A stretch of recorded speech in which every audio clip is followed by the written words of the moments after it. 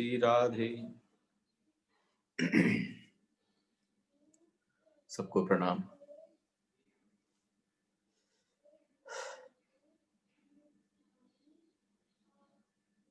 समझ के बाद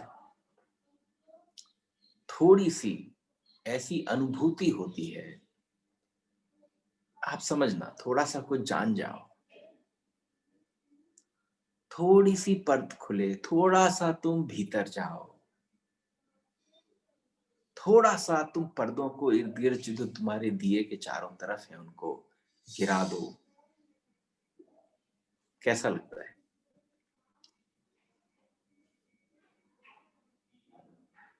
अवाक रह जाते हैं हम अपनी इग्नोरेंस पर, अज्ञानता पर भी अवाक रह जाते हैं। ऐसा नहीं करता मन कि कभी कभी कोई आए और आकर झकझोर दे हमें, क्या कैसे जी रहे हो भाई। जब आपका मिलना उपनिषद के ऋषियों से होता है तो वो बिल्कुल आपको ऐसा ही करते हैं। एक मिस्टिसिज्म की तरफ यात्रा प्रारंभ हो जाती है और आप मजेदार बात ये समझोगे, जिसे कुछ नहीं पता उसे लगता है बहुत कुछ पता है, और जिसे बहुत कुछ पता है उसे लगने लग जाता है कुछ पता ही नहीं है, शुरुआत ही है। अथाह सागर में डुबकी लगाया आया हो तो भी वो उसे ऐसा लगता है बस बूंद ही पड़ी है। ये अमेजिंग एस्पेक्ट है उपनिषद के प्रवेश का। कल जब हमने इस चर्चा को यहीं पर विश्राम दिया था तो बस उसको कहकर और दूसरे सूत्र पर प्रवेश करूंगा। हमने आप सबसे कहा था कि जब भी पता चले, जब भी अंदर से कोई बात आपको कहे कि जाने आप जानते हो, मैं जानता हूं, अरे ये मुझे पता है, थोड़ी रिकंसीडर करना। मुझे नहीं मालूम कितने चैतन्य होकर सुन रहे हैं, कि कितने बहरे और अंधे होकर सुन रहे हैं, किसको पता।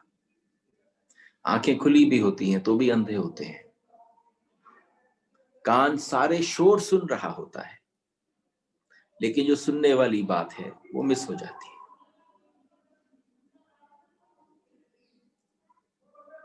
तो कल हमने आपसे एक बात कही थी जाते जाते, रिकंसिडर करना, स्मरण रखना, जहां भी ख्याल लगे कि मैं जानता हूं, मुझे पता है, don't need to explain, I know it. तुम ये ध्यान रखना कि कहीं सूचना तो नहीं है, कहीं केवल किसी से सुना हुआ कोई तथ्य तो नहीं है।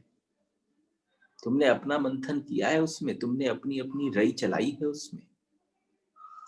अगर तुमने अपनी अपनी रई चला दी है, मंथन कर लिया है, तो तुम्हें पता चलेगा कुछ पता ही नहीं है। और अगर तुमने किसी और की रई, चली हुई रई में से लस्सी की बूंद चख ली है तो तुम्हें लगेगा तुम सब जानते हो। इसलिए उस अवस्था के लिए कह रहा हूं कि रिकंसिडर करना जाए, बहुत आवश्यक है कि आप रिकंसिडर करता हो। फिर एक बार पूछना, सच में क्या मैं जानता हूं? सच में क्या मैं जानती हूं? जस्ट रिकंसिडर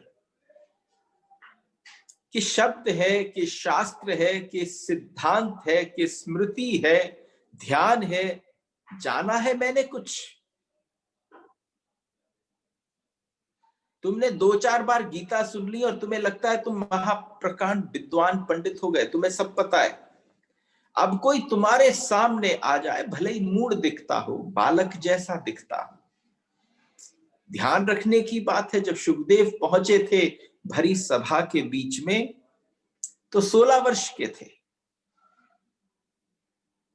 और 16 वर्ष के जब सुखदेव पहुंचे, सुखदेव जिन्होंने श्रीमद् भागवत कथा को पहली बार कहा, तो बड़े बड़े ब्रह्म ऋषि खड़े हो गए थे। क्यों?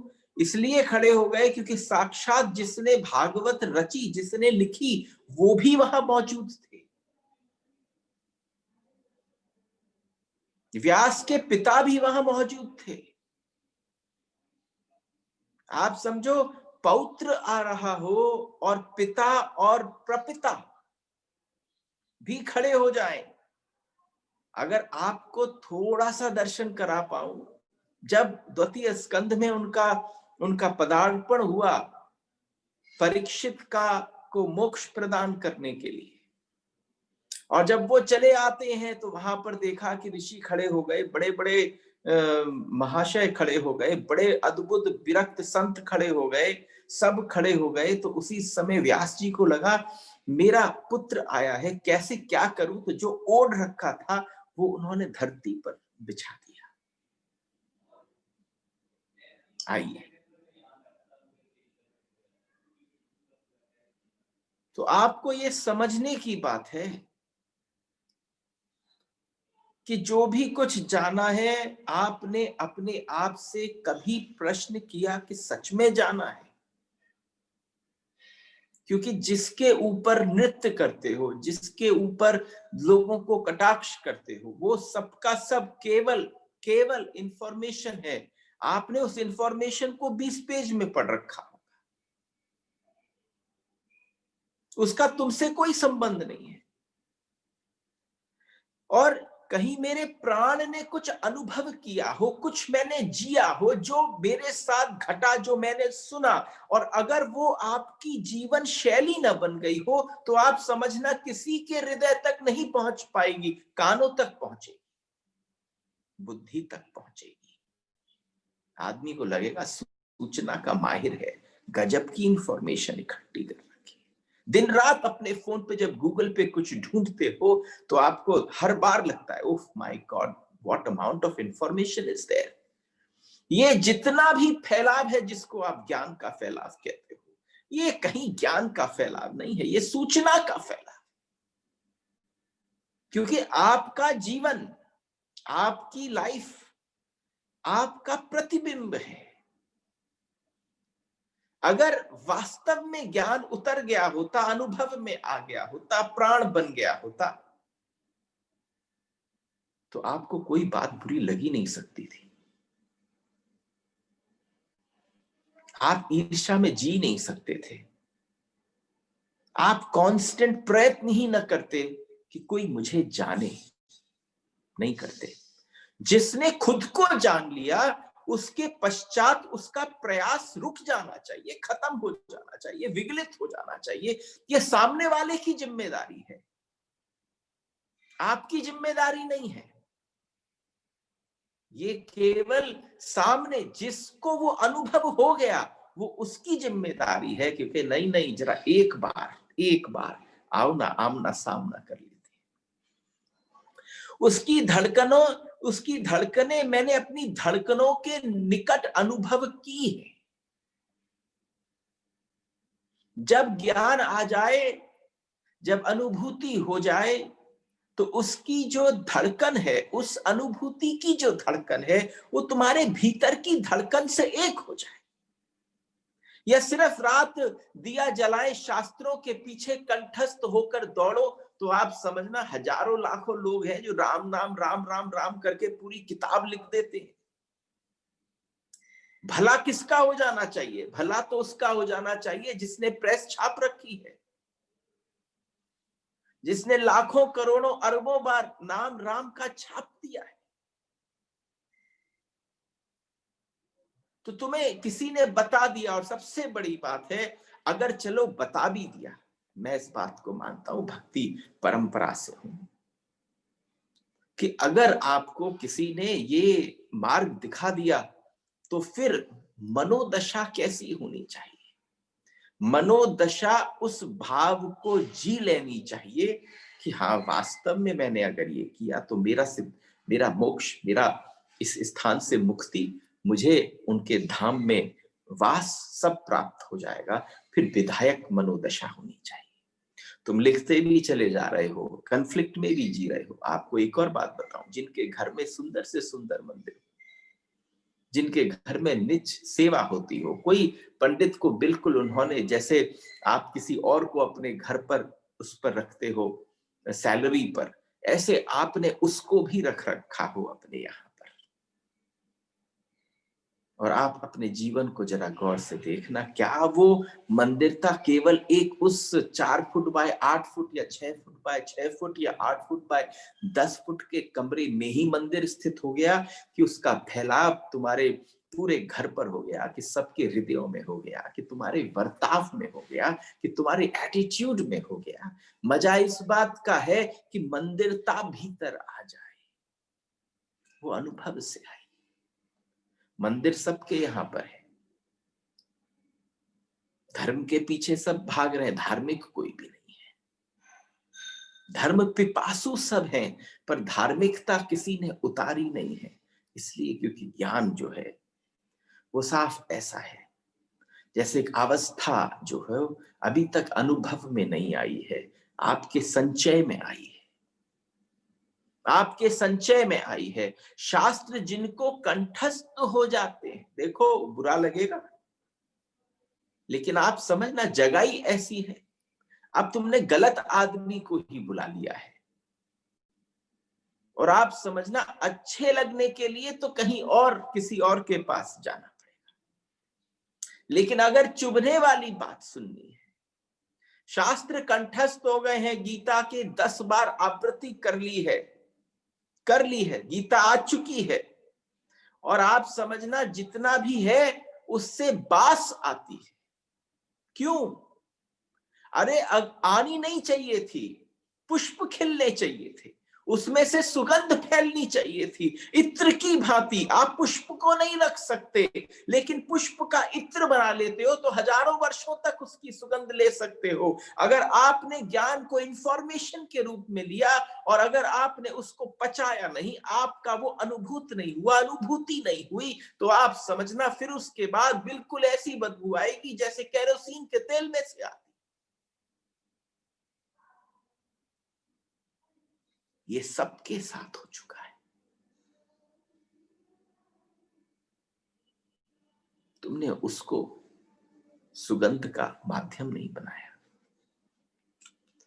और आप समझना, जिनको आप ज्ञानी कहते हो उनसे बड़ा अज्ञानी खोजना असंभव है। उनसे बड़ा अज्ञानी खोजना असंभव है। रिकंसिडर करना, जिस किसी को भी ज्ञानी समझते हो उसके आमने सामने बैठो, उसके आर पार देखना, उसको रिकंसिडर करना। जैसे ही तुम कहो जानता हूं, वैसे ही रिकंसिडर करना। आओ दूसरे सूत्र में प्रवेश करते हैं। सूत्र है अन्य देवा हुर विद्यया, अन्य दाहुर विद्यया। 2 शब्द हैं, एक से लगते हैं, जरा गौर से श्रवण करिएगा। 10वां श्लोक है, अन्य देवा हुर हुर विद्यया, और एक है अन्य दाहुर विद्यया। इसका क्या मतलब है? सूत्र क्या कहता है? विद्या से और ही फल बतलाया गया है। कल के पाठ का थोड़ा सा एक्सपेंशन है,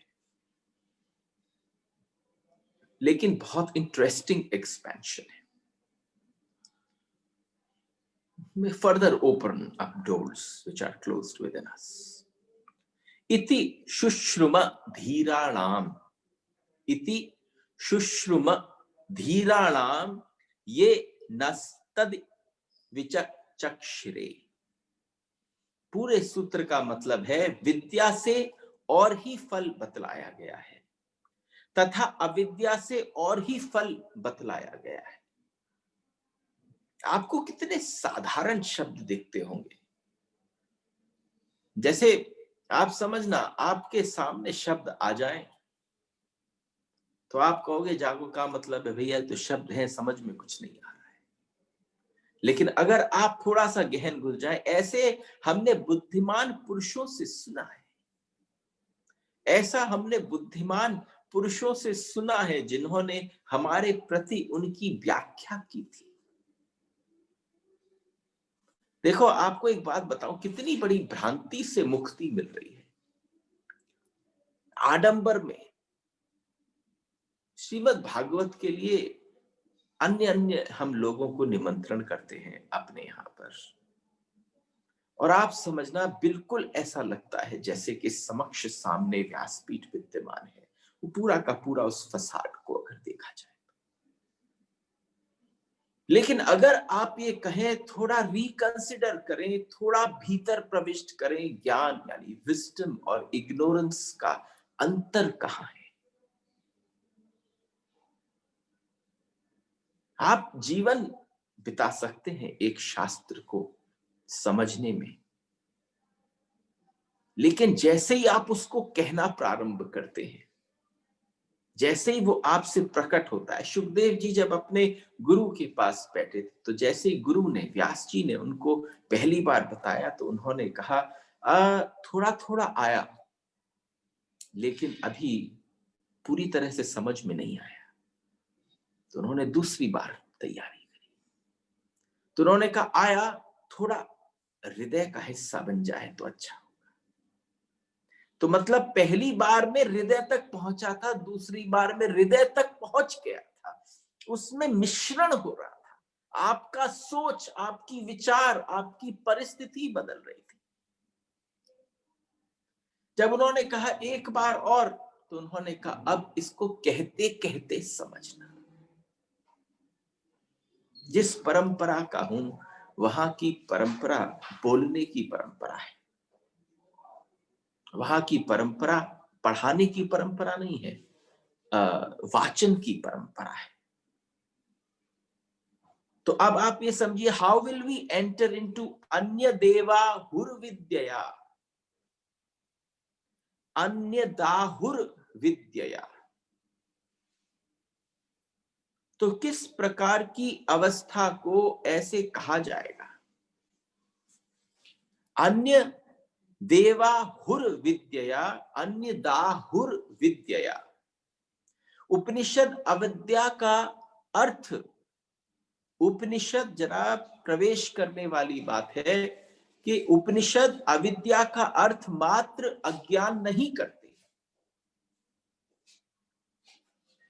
उपनिषद समझ में आए, और आपको एक और बात बताऊं, थोड़ी सी क्लिष्ट पगडंडी से निकल रहे हैं। सकड़ी है, और सकड़ी जो पतली होती है उसमें बड़ा बच के निकलना पड़ता है। पैर स्लिप हुआ तो बिल्कुल ही धड़ाम सी ना गिर पड़ोगे, क्योंकि अब तक गिरते ही आ रहे हो। तो इसलिए वहीं रोक लेना, ये मुक्तता, फ्रीडम दे रहा हूं कि वहीं रोक लेना जहां लगे कि नहीं नहीं बात समझ में नहीं आई है। तो उपनिषद जो है, अविद्या का अर्थ मात्र अज्ञान नहीं करता। अविद्या को अज्ञान नहीं बोलता। अविद्या है क्या? आपने कहा कि कमाल है, बैठ गए हैं और अविद्या, अज्ञान, विद्या, ज्ञान, इसकी बातचीत हो रही है, लेकिन आप तो समझ ही नहीं पा रहे कि वास्तविक अर्थ क्या है। वास्तविक अर्थ है, विद्या का अर्थ मात्र ज्ञान भी नहीं करता उपनिषद। विद्या का अर्थ ज्ञान भी नहीं है। अविद्या से उपनिषद का अभिप्रेत, अविद्या से उपनिषद का अभिप्रेत जो है, उसका जो मतलब है, अविद्या कहां प्रयोग हो रहा है? भौतिक ज्ञान से। जो भौतिक है वो अविद्या है, जो मटीरियलिस्टिक है। अब मटीरियलिस्टिक भी तो ज्ञान है। बड़े ज्ञानी बैठे, बड़े बड़े ज्ञानी बैठे, जिन्होंने उस अविद्या को, जो भौतिक ज्ञान है, जो मटीरियलिस्टिक ज्ञान है, उसको ज्ञान मान रखा है, उसको विद्या मान रखा है। लेकिन उपनिषद कहता यही समझने की बात।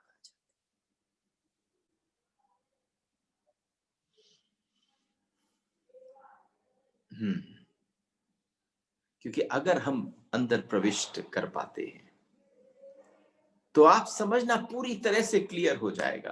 अब जहां जहां इस बात को मैं आपके बीच में कहूं अविद्या, तो तुम अविद्या को ये मत समझना मूर्ख, क्योंकि डॉक्टर भी अविद्या का पुजारी है, इंजीनियर भी अविद्या का पुजारी है।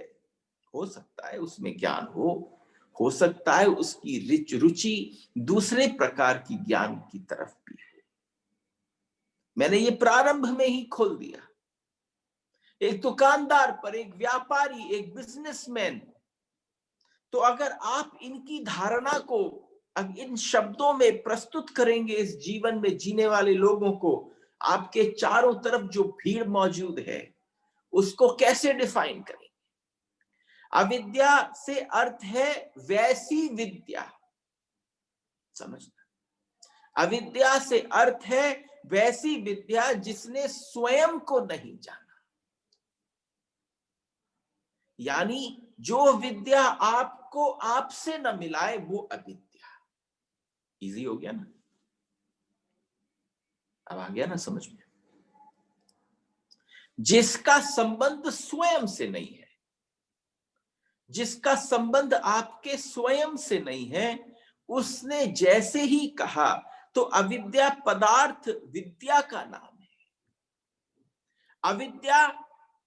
अविद्या पदार्थ रूपी विद्या का नाम है। भाषा कोश में खोजने जाएंगे तो अविद्या का अर्थ होगा अज्ञान, लेकिन उपनिषद की डिक्शनरी में अगर प्रवेश करेंगे तो अविद्या का अर्थ करते हैं ऐसा ज्ञान जो ज्ञान जैसा प्रतीत तो होता है, जो ज्ञान जैसा प्रतीत तो होता है, फिर भी स्वयं व्यक्ति अज्ञानी रह जाता है। आप बताओ, मुस्कुराहट ना आए तो क्यों ना आए? कौन समझाएगा ये?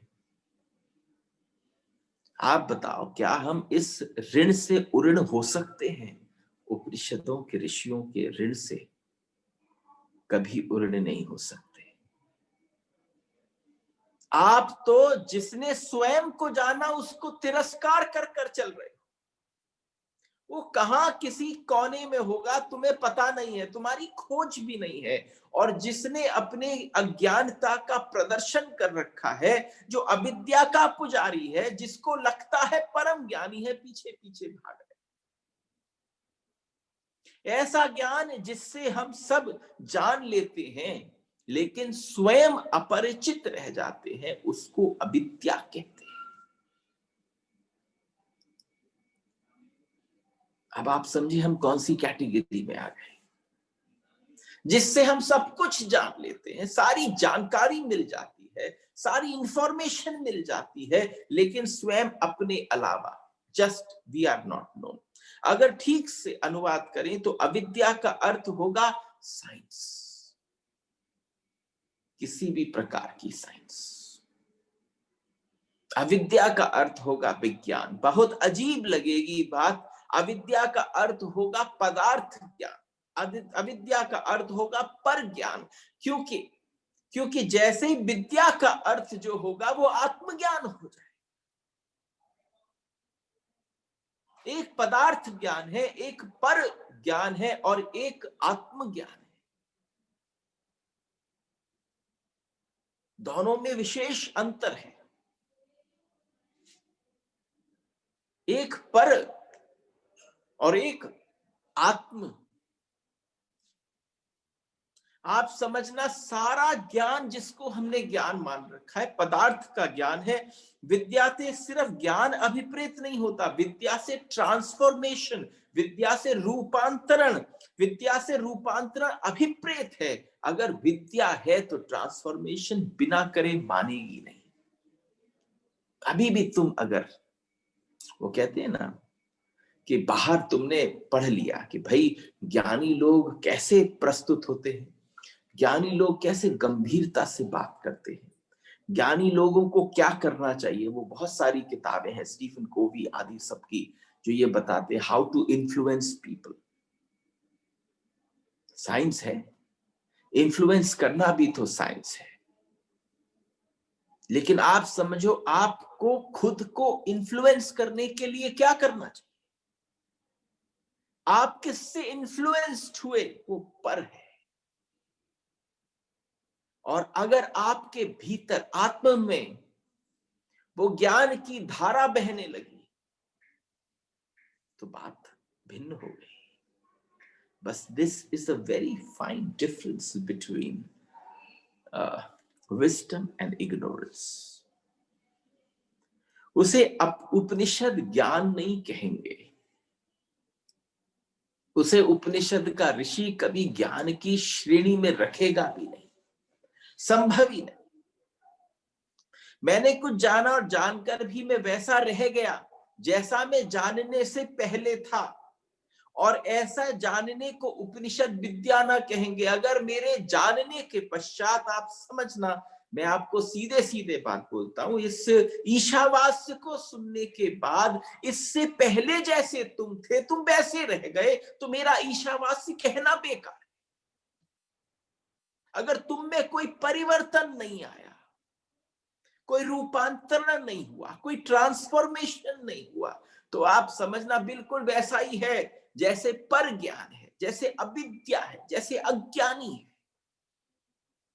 अज्ञानी पे कुछ नहीं होता, वो चिकना घड़ा होता है, उसके ऊपर कुछ भी डाल दो, उसने अपनी जड़ पकड़ रखी है, उसने अपनी गांठ पकड़ रखी है, उसको किसी चीज से मतलब नहीं है।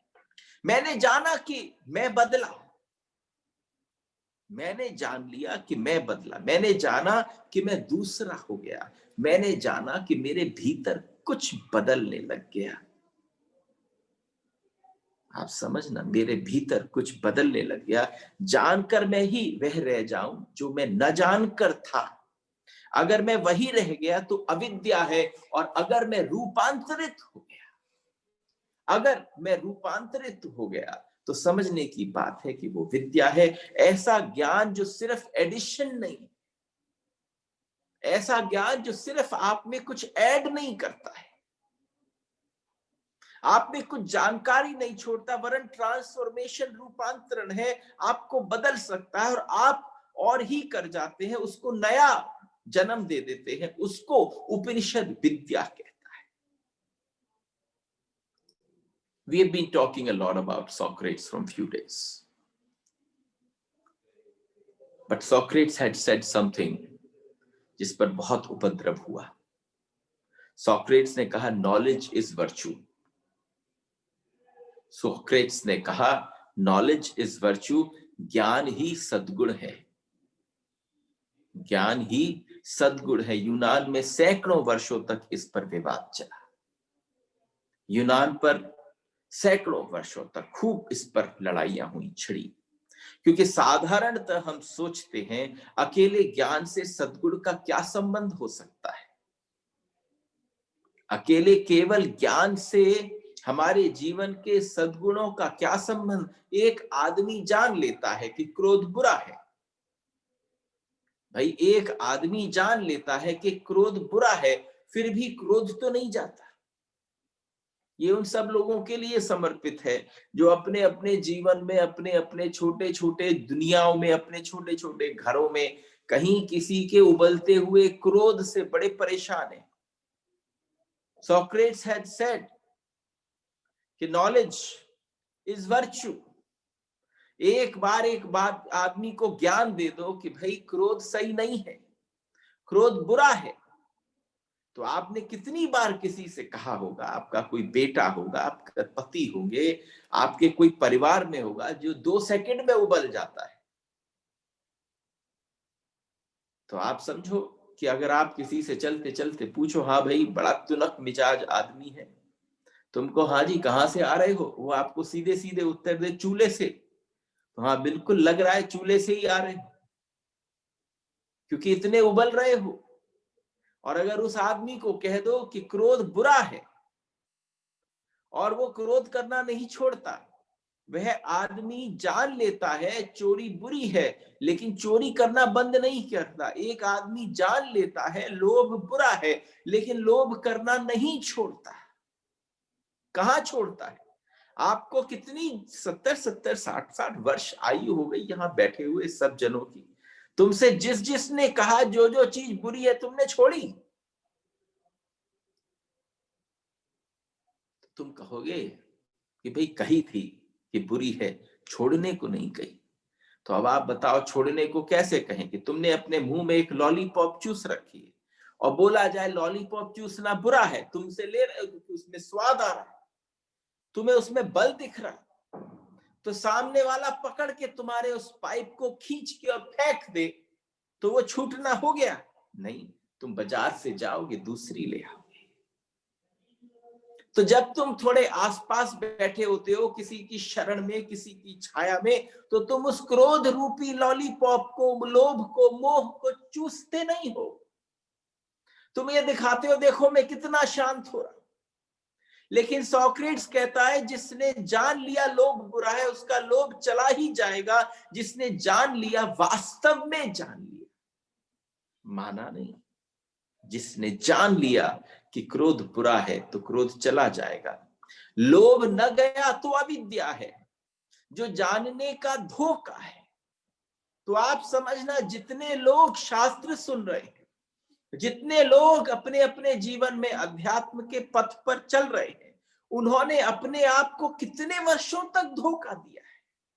तुमने कितनी अच्छी बातें सुनी, नॉलेज इज वर्च्यू सोक्रेटिस ने कहा, लेकिन तुम्हारा जानना धोखा है, फॉल्स नॉलेज है, भ्रम से पैदा हुआ है। ज्ञान को कसौटी यही है कि ज्ञान जिस दिन आचरण बन जाए तत्क्षण बनना भी पड़े। जिस पल, जिस क्षण अगर कोई सोचता है पहले हम जानेंगे और फिर हम आचरण करेंगे, पहले हम स्वयं पर उसको जानेंगे। बहुत इंटेलिजेंट लोग हैं, वो क्या कहेंगे, अच्छा अच्छा आपकी बात है, पहले जरा हम इसका मंथन करेंगे, इस पर विचार करेंगे और फिर उसके बाद उसे अपने जीवन आचरण में डालेंगे। तो फिर वह विद्या नहीं है, वो अविद्या है, फिर वो विद्या नहीं है। देखो ये जो मैं आपके साथ शेयर कर रहा हूं, ये पता है एक्चुअली में कौन से उम्र का मामला है? ये जिसकी मन की उम्र 10 से 12 वर्ष के बीच की हो। बहुत सारे वृद्ध हो जाते हैं लेकिन मन की उम्र 5-6 वर्ष की रहती है। आप आश्चर्य करेंगे कि एक बच्चे की उम्र 10-11 वर्ष तक पहुंचती है मन की, और फिर धीरे धीरे उसकी मन की उम्र घटने लगती है जैसे जैसे उसकी शरीर की उम्र बढ़ती है। ये जो सिद्धांत शेयर कर रहा हूं, मैंने क्यों शरीर की उम्र नहीं बोली, क्योंकि शरीर की उम्र वाले लोगों ने अपनी बातें पकड़ रखी है, छोड़ी नहीं कर रहे हैं, रिकंसिडर नहीं कर रहे हैं। मजा इस बात का है कि अगर तुम्हें ये बात अपने लिए कायम करनी है, अपने जीवन में उतारनी है, तो तुम्हें जो तुम जानते हो, तुम जिसके आधार पर जी रहे हो, तुमने जो राय बना रखी है, तुम्हें उस राय को छोड़ना पड़ेगा, रिकंसिडर करना पड़ेगा।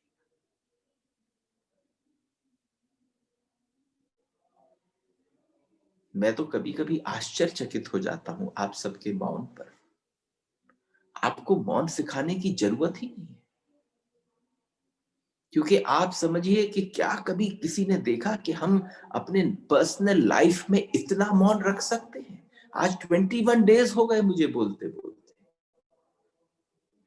एक आदि होंगे जिन्होंने आगे आकर कुछ बातचीत करी होगी, अन्यथा सब मौन में।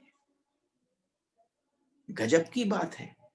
आप बताइए इतने जानकारों को क्या सिखाऊं, जिन्होंने ऐसा मौन त्याग रखा है कि अंदर तो प्रश्नों के उबाल उठ रहे हो लेकिन मुंह पर ताले लगे हैं। कैसे समझेंगे? जानना ही आचरण बन गया तो विद्या है, जानना ही आचरण बन जाए तो विद्या है। और अगर जानने के बाद चेष्टा करनी पड़े, कोशिश करनी पड़े, आपके जान लेने के बाद जिस तथ्य को बता दिया, जिस तथ्य को जनवा दिया, जिसकी जानकारी दे दी गई, इंफॉर्मेशन के रूप में लोगे तो कूड़ा, ट्रांसफॉर्मेशन के रूप में लोगे तो सौगात। डिपेंड करता है कैसे लेनी है। आपको एफर्ट करना पड़े और आचरण बदलना पड़े तो फिर आचरण थोपा हुआ है, जबरदस्ती लाया हुआ है, आरोपित है।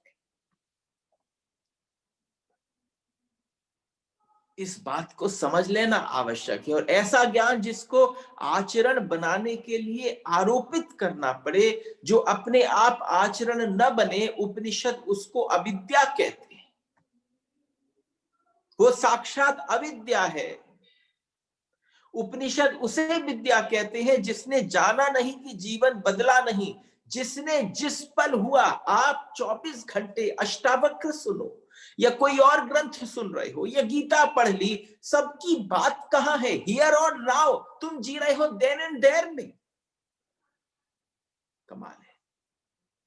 तुम्हारा हियर और नाउ जानना और आचरण एक साथ है, वो हियर और नाउ है।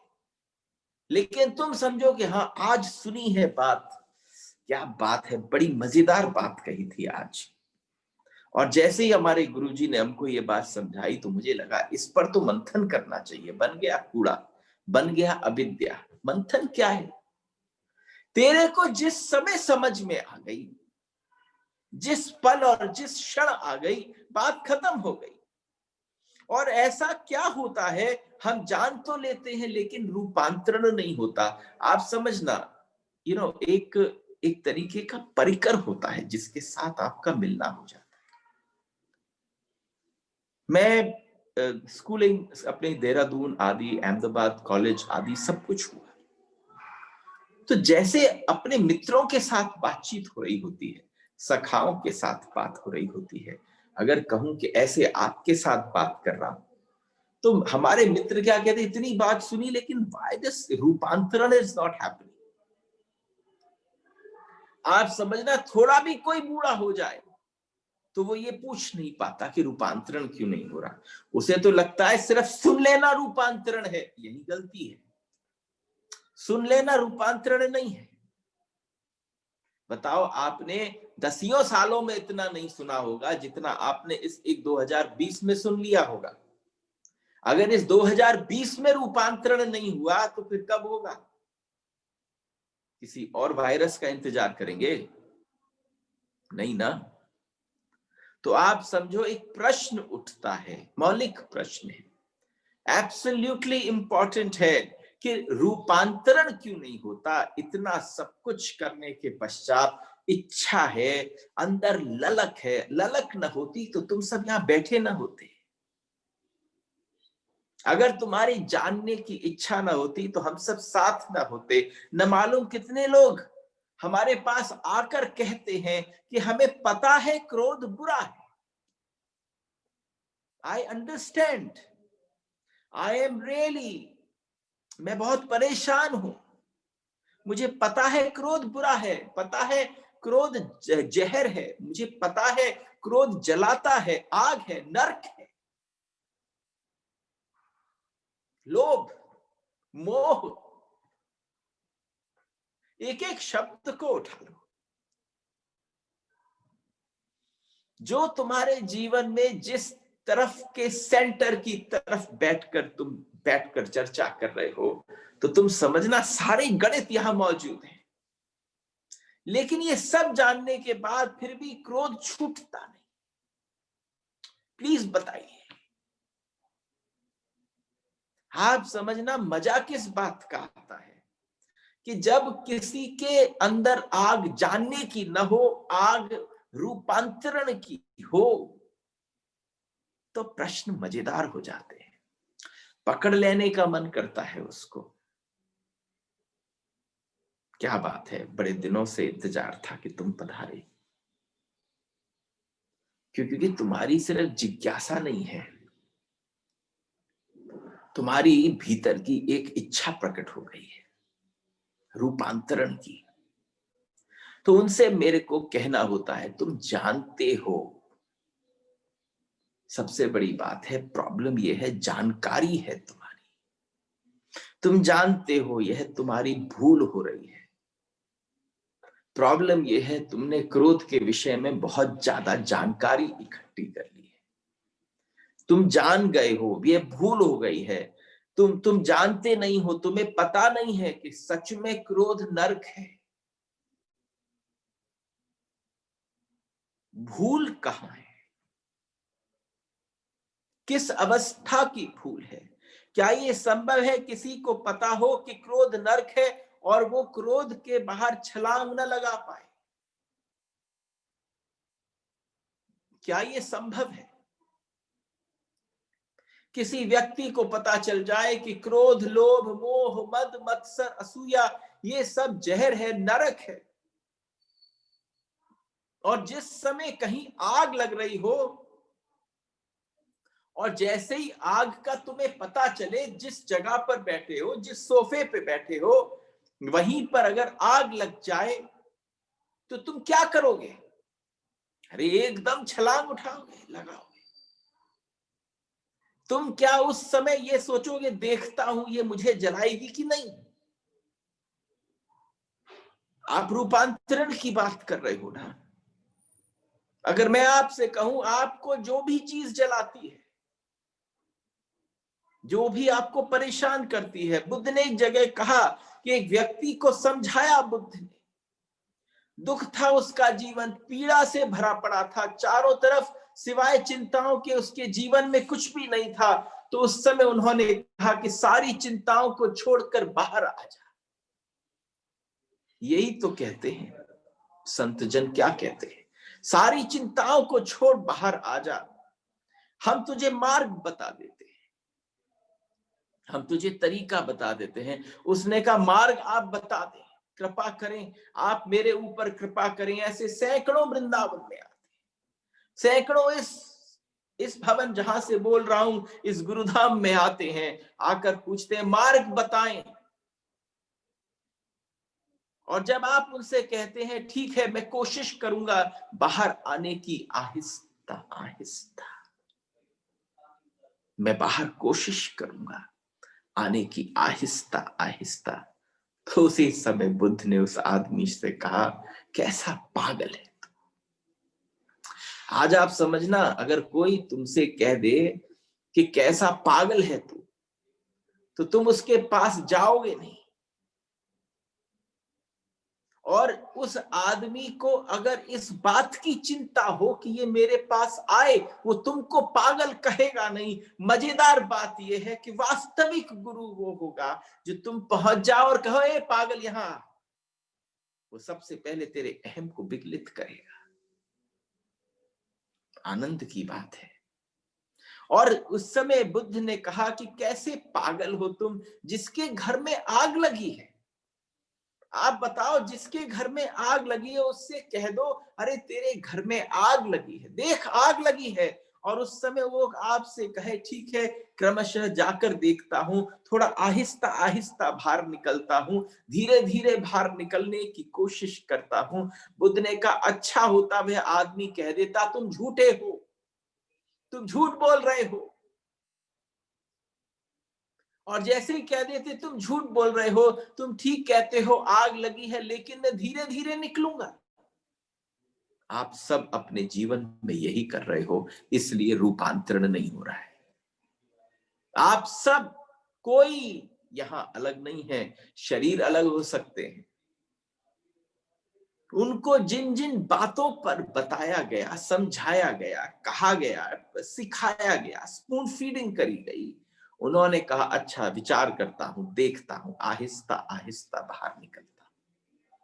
और अगर सच में दिखाई पड़ जाए कोई धीरे धीरे निकलता है, और तुम देखना धीरे धीरे निकलता है, छलांग लगाकर बाहर हो जाता, बताने वाले पीछे रह जाते। अगर वास्तव में पता चल जाए कि आग है, क्रोध जिस समय आग है, लोभ जिस समय आग है, तुम्हें पता चल जाए जहर है, जहर का प्याला तुम्हारे सामने रख दिया जाए और तुमसे कह दिया जाए ये जहर है, तुम क्या करोगे? क्या उसको उठा के पियोगे? तुम पी रहे हो इसलिए रूपांतरण नहीं हो रहा है, तुम उसे कह देते नहीं नहीं, तुम उसको पीकर चेक करते हो कि सच में जहर है कि नहीं है।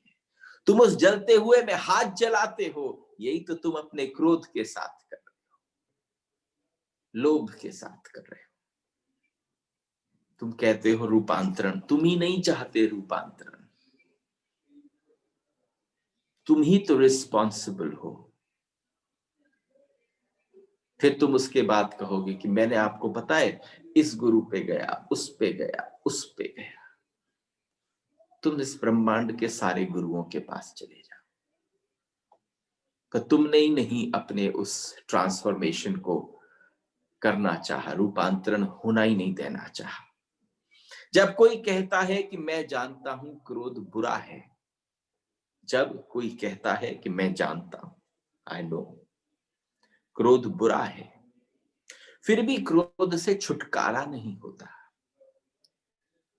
फिर भी क्रोध से कोई छुटकारा नहीं होता, तो उससे कहता हूं अच्छा हो कि तुम जानो तुम नहीं जानते कि क्रोध बुरा है, फिर बेटर है ये जानना। आप समझो, बहुत बार ऐसा हुआ कि हमसे लोगों ने कथा के दौरान प्रश्न किया कि प्लीज टॉक ऑन एंगर, मौका ही नहीं लगा, ऐसी चेतना मौजूद ही नहीं थी। सारी चेतना कैसी दिखती थी, आप समझना, बहुत सारे प्रश्न उठते हो, कई बार बहुतों का मन न करता हो देने का। तो आप समझो कि जिस किसी ने थोड़ा सा भी भीतर का मार्ग प्रशस्त किया होगा, जाने के लिए खोला होगा, तो वो आपसे कहेगा एक काम करो, रूपांतरण नहीं हो रहा, फिर तुम कैसे, तुम ऐसे जियो जैसे तुम जानते ही नहीं हो कि क्रोध बुरा है, फिर तुम ऐसे जियो, जानते तुम हो यही कि क्रोध अच्छा है। आप सारे के सारे लोग अपने अपने घर में देखना, जो भी पीड़ित है क्रोध से, वो ये जानने लग गया है, वो ये नहीं जानता कि क्रोध बुरा है, वो ये जानता है क्रोध होता हो तो सब शांत हो जाते। एक बच्चे की भांति है, बच्चे को कहो रो नहीं, रो नहीं, लेकिन बच्चे को जब भी अटेंशन चाहिए होती है तो वो रोने लग जाता है। वो थोड़ा बच्चा अबोध है, माँ की गोदी में है। ये वयोवृद्ध व्यक्ति है, ये थोड़ा बड़ा हो गया है, लेकिन दोनों की अवस्था ऐसी है, हम अच्छे को ही किए चले जाते हैं, जिसको हम अच्छा मानते हैं। हम वही किए चले जाते हैं जो हमें अच्छा लगता है, जिसको हमने अपने मन के अंदर अपनी समझ में अच्छा बना लिया है, लेकिन लोगों से हमने सुन लिया है कि क्रोध बुरा है। आपने अभी तक ये जाना नहीं है कि क्रोध बुरा है, आपने ये माना है कि क्रोध अच्छा है, सुने हुए ज्ञान को मान लिया है, तो अविद्या है, वह विद्या नहीं है। इसलिए आप क्रोध किए चले जाते हैं, आप मोह किए चले जाते हैं। आपने अपनी ममता, हर माँ ने अपनी ममता को अस्त्र बना लिया है। हर माँ की ममता जो है अस्त्र बन गई है, वो विद्या नहीं बन पाई, वो अविद्या बन गई है। कितना बड़ा विलक्षण तत्व उपनिषद के ऋषियों ने कह दिया है। जानना पड़ेगा स्वयं ही आपको कि क्रोध बुरा है, किसी के कहने से वो बुरा नहीं हो जाएगा, हो ही नहीं पाएगा। आपने जाना क्रोध से गुजरना पड़ेगा, क्रोध की आग में जलना पड़ेगा, क्रोध की पीड़ा के कष्ट को झेलना पड़ेगा। क्रोध की अग्नि में से जब हम अंग अंग को जलाएंगे, प्राण उत्तप्त होंगे, जीवन धुआं धुआं हो जाएगा, तब किसी से पूछने नहीं जाना पड़ेगा कि क्रोध बुरा है कि नहीं है। फिर आपके अनुभव में आ जाएगा कि क्रोध बुरा है। आप जब उसको त्यागेंगे तो वो विद्या होगी, वो विद्या होगी जो आपके अनुभव से होकर, जिसको जाना सो आचरण बन जाएगा। उस दिन जो बात सोक्रेट्स ने कही कि नॉलेज इज वर्च्यू, फिर वो बात सही होगी। लेकिन ये बात पर वहां बातें छिड़ गई, वहां पर लड़ाई छिड़ गई। लेकिन अगर वास्तविक सिद्धांत को समझने की बात है, तो अगर सिद्धांत को समझो तो पहले जान लो।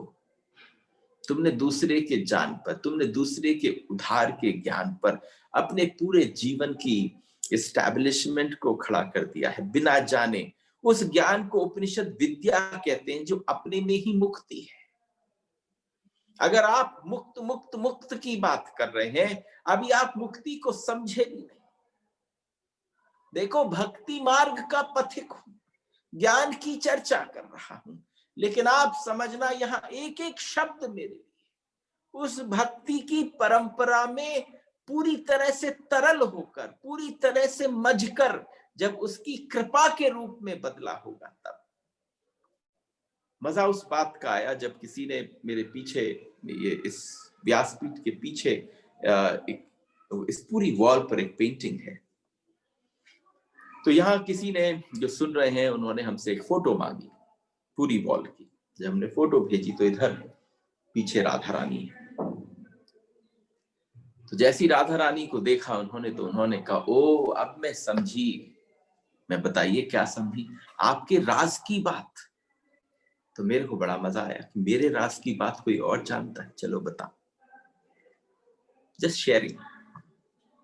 जैसे ही उन्होंने कहा राज की बात समझी, तुम्हें बताइए क्या समझी, कि उनके चरणों में से शब्द उतर उतर कर आपके यहाँ आते हैं, मुंह से बाहर निकल जाते हैं। तो मैंने कहा बिल्कुल ऐसा ही होता है। आपने मेरे दिल की अंदर की बात समझ ली। ये सारी गैया जो है, इनका मंथन होता होगा। राधा रानी के उससे कृपा से सब बरसता होगा। तभी जब कहीं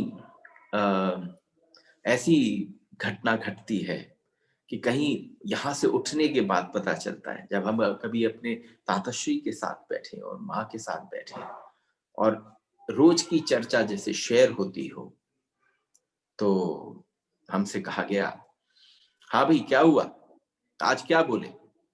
मैंने कहा समझ में नहीं आया, कुछ सोच के गया था, कुछ वहां नया नया प्रकट हुआ, लेकिन अंत में निर्णय देखा कि कुछ और ही निकला। तो आपको यही नहीं पता कि आप क्या बोलने जा रहे थे। ये तो उसकी कृपा है। मुक्ति जो है, आप अपनी ही मुक्ति हैं। आपकी जानकारी और आपका आचरण दोनों हैंड इन ग्लव हो जानी चाहिए। हम सबके पास बहुत विद्या है, हम सभी कुछ ना कुछ जानते हैं, कहना चाहिए बहुत कुछ जानते हैं। उपनिषद से पूछे तो हमारा जानना क्या है? हमारे जानने को उपनिषद अविद्या कहेगा। हमारे जानने को उपनिषद कभी विद्या नहीं कहेगा, क्योंकि हमारा जानना हमें छूता ही नहीं है, हमें बदलता ही नहीं है, हमें स्पर्श ही नहीं करता है। हम वही के वही रह जाते हैं, जानना बढ़ता चला जाता है। जानना एक संग्रह की भांति हो गया है। आप जानने को ऐसे ट्रीट करते हैं जैसे तिजोरी में रखा हुआ कोई धन है। ऐसी कोई इंफॉर्मेशन प्रकट होती है, इंफॉर्मेशन कलेक्ट होती है, एक संग्रह की भांति हम दूर ही रह जाते हैं और संग्रह बढ़ता चला जाता है। और उसके बाद जब आप वापस जाकर अपने संग्रह को किसी दिन खोलते हैं, तो आप आश्चर्यचकित हो जाते हैं। आपको पता ही नहीं होता आपके संग्रह में क्या है, क्योंकि आपने इंफॉर्मेशन को किया है। लेकिन जब ट्रांसफॉर्मेशन में आता है, तो हमको पता है हमारे पास क्या है, हमको पता है हमारे पास कौन सी संपदा है। लेकिन जब आप संग्रह करते हो, तो संग्रह वाले को पता ही नहीं होता कि मेरे पास क्या है। आप याद करते हो, 2 4 5 10 कपड़े याद रह जाते हैं। मेरे पास वो वाली साड़ी है, वो वाला सूट है, वो वाला जीन्स है, वो वाली शर्ट है। लेकिन अगर आपसे कह दिया जाए, आपको सब कुछ एक साथ दिख जाए, आपने संचय किया है ज्ञान का भी, संग्रह की भांति, कलेक्ट की भांति, जानने की तिजोरी बढ़ गई है, हम वही के वही रह जाते हैं। तिजोरी बड़ी पे बड़ी होती चली जाती है, संग्रह बहुत बड़े पे बड़ा हो जाता है, हम एक्यूमुलेशन करते चले जाते हैं। इससे ज्ञान जिसने समझा वह पूरी तरह से भटक जाता है। उसको अविद्या में भटका हुआ व्यक्ति कहा जाता है। विद्या तो सिर्फ उसे ही समझना जो आपको जुड़ती ना हो, जो आपसे जुड़ती ना हो। विद्या केवल उसको समझना जो आपको बदलती हो। जुड़ना अलग बात है, जुड़ना आपकी तिजोरी के अंदर है, और बदलना आपके भीतर है, जो आपके साथ संग्रहित ना होती, जो आप ये ना कहे ये मेरा। एक बड़ी अंतर की बात है, ध्यान रहे, अविद्या हॉरिजॉन्टल है, विद्या वर्टिकल है। कल आपसे बात कही थी। आज की बात यहीं पर विश्राम करेंगे कि ध्यान रखने की बात है, अविद्या हॉरिजॉन्टल है, क्षितिज की रेखा की तरह से चलती है, लेकिन विद्या वर्टिकल है, आकाश की तरफ उड़ती है। बैलगाड़ी की तरह अविद्या जमीन पर चलती है, हवाई जहाज की तरह से टेक ऑफ नहीं करती है, क्योंकि टेक ऑफ अगर कुछ होता तो तुम्हारा ध्यान अभी अविद्या से विद्या की तरफ आ गया होता। यहीं पर आप सबसे आज विश्राम लेते हैं, कल पुनः मुलाकात होगी। राधे राधे, हरि बोल।